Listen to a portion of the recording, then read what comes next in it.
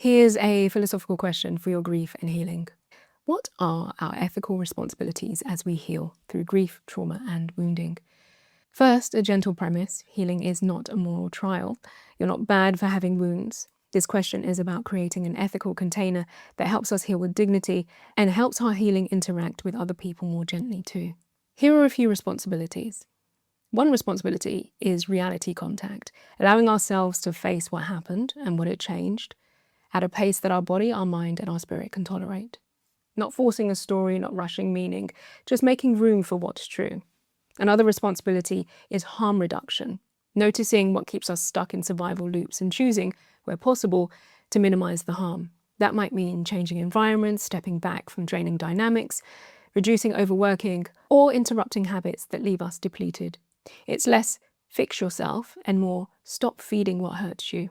Sometimes harm reduction also includes how we show up with others, not because we're dangerous for being wounded, but because pain can make us reactive, defensive, or shut down. The ethical responsibility here is to practice more care towards ourselves first, especially in the moments our nervous system is activated. Another responsibility is repair when repair is needed. Healing doesn't require perfection, but if we responded in a way that we're not proud of, displaced our anger, or hurt someone that we care about, repair can be part of integrity. Naming it, apologizing without defensiveness, and making one concrete change.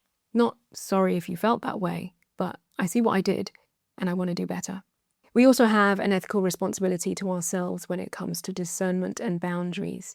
Not everyone gets access to us while we heal. Boundaries are a form of protection, and they can actually help us stay in relationship with others because they establish the conditions required to maintain connection. They help us by minimizing re-injury. We owe responsibility to our body too. Our bodies are not machines that exist to relentlessly carry our striving. Healing includes pacing, rest, nourishment, and nervous system care. Another responsibility is consent. Deciding when we're ready, living at a pace that our body agrees to, choosing exposure that doesn't flood us, and sharing in ways that feel safe. That can mean fewer shoulds, more pauses, and giving ourselves permission to go slowly. Healing can be brave, and it still needs to be consent-based. Ethics also includes context because healing doesn't happen in a vacuum. It's influenced by race, gender, class, disability, poverty, illness, caregiving, culture. So responsibility must be paired with compassion and material reality. Some people have been forced to be strong for far too long.